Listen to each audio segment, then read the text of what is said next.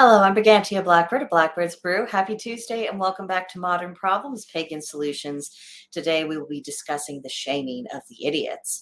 One of the many reasons why our civilization has gone so far off the rails is because we all began treating the ramblings of morons the way that we treated wisdom from the greatest of ancient sages. In Ayn Rand's books, if you're familiar with that author, one of the repeated themes that she talks about was that all that's really required to destroy excellence is to praise mediocrity, or worse, to praise outright stupidity. When greatness is placed on the same level as non-greatness, and this is repeated enough times, then many people are rendered incapable of distinguishing between the two, and then they begin to prefer the latter because it's easier. And after all, everyone told them it was just as good as the other thing. Now, it would be one thing if idiots weren't in charge and running the show. That would make the prospect of dealing with them and putting them into their proper place much easier. However, our current reality is that it is the idiots who have the institutional power, and while they are destructive and incompetent, they also possess a keen sense of self-preservation. It's a bit like having a household pest that proves to be resilient against all measures to remove it from the home. So perseverance and indeed a resolute commitment to getting rid of it is absolutely required in order to be successful. Now, one way we can begin combating the idiots who are in positions of power in our society is to start treating them as they actually are. A person whose ideas are ridiculous, impractical, and often counter to the values of our culture.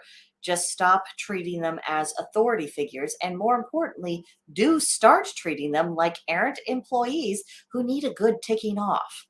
The reason why a lot of the nonsense endures is because people fail to adopt the proper mental attitude to address it.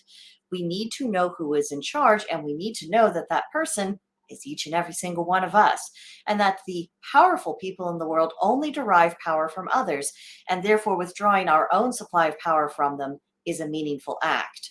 It's also useful to remind the idiots in charge that they are completely replaceable, and that there's more reasons really to remove them from office than there are to keep them in. Make them fear losing our approval, and we can watch improved behavior to follow. The same principle holds true with powerful commercial interests.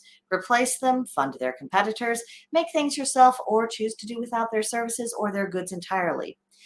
It was people who made them successful, and we can make them unsuccessful just as quickly. This doesn't have to even necessarily be a vitriolic or confrontational process. A simple statement that you are not taking what someone says or does seriously because of reasons X, Y, and Z, and therefore you will not be giving them your time, attention, or money any longer, that in and of itself is enough to shame them, or at least make them extremely uncomfortable in their positions. And that shame and discomfort is necessary because people have been getting away with, anything goes without any kind of consequence for way too long. And there's plenty of room for a live and let live mentality while acknowledging that some ideas are just bad ideas. And past human experience has demonstrated they're bad ideas and why and what happens when you pursue them anyway. So there's really no need to treat bad ideas as if they were somehow acceptable or worthy of consideration. And I know I will sound like a broken record, but this is one of the reasons why I push people so often to read the Havamal, read the Celtic triads and the works of Greek and Roman philosophers just week after week.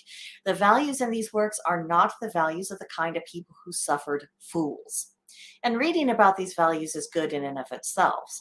But living these values and embodying these virtues, it's even better. And that actually sets the stage of us to be in a better position to bring the idiots to heel. And it all starts with not praising or excusing idiotic ideation and preferring in both word and deed actual practical wisdom. And that is how we can write the course of our civilization. So just don't discount your own personal efforts. It all adds up to something meaningful, especially when more of us get on this particular line of thought. But that's what I have for you guys this week. Let me know what you think about it in the comment section below. Or better yet, come visit me and everyone else at Blackbird's Brew on Gilded. There's a link in the description box to join us. Click on it. It'll take you to us. Introduce yourself and let's have a conversation. But I think that'll do it for now, and I'll see you guys next time. Bye.